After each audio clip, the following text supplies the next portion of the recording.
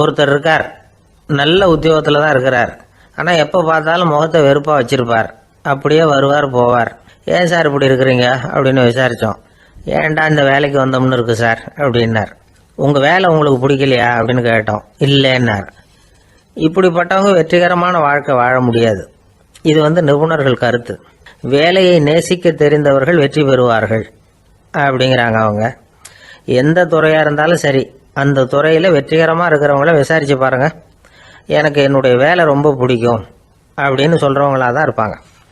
அப்படி இருந்தால் தான் அது வெற்றிகரமாக இருக்க முடியுது அவங்களால. ஒருத்தனுக்கு பிடித்தமான பொழுதுபோக்கே அவனுடைய தொழிலாக இருந்துட்டுதுன்னா அவனை மாதிரி கொடுத்து வச்சவன் வேற யாரும் இல்லை அப்படிங்கிறார் பெர்னாட் ஷா. ஒரு தடவை மன்னர் ஹுமாயூன் உயிரை தண்ணீர் முண்டு ஊற்றுகிற தொழிலாளி ஒருத்தர் காப்பாற்றினாராம் அந்த ஹுமாயூன் உயிரை. உடனே மன்னர் கேட்டிருக்கார், உனக்கு என்ன வேணும்னாலும் கேளு தரேன், உயர் பதவி வேணுமா அப்படின்னு கேட்டாராம். மன்னா, மக்களின் தாகம் தீர்க்கக்கூடிய இந்த பணியை விட உயர்ந்தது உண்டா அப்படின்னாராம் அந்த தொழிலாளி.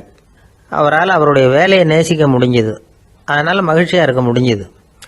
நாமெல்லாம் அப்படி இல்லை. வேலை கிடைக்கிற வரைக்கும் கிடைச்சா போதும் அப்படின்னு இருக்கோம். கிடைச்சதுக்கப்புறம் ஏன்டா அந்த வேலைக்கு வந்தோம்னு ரொம்பவும் அழுத்துக்குவோம். சரி, நாம் இருக்கிற இடத்துல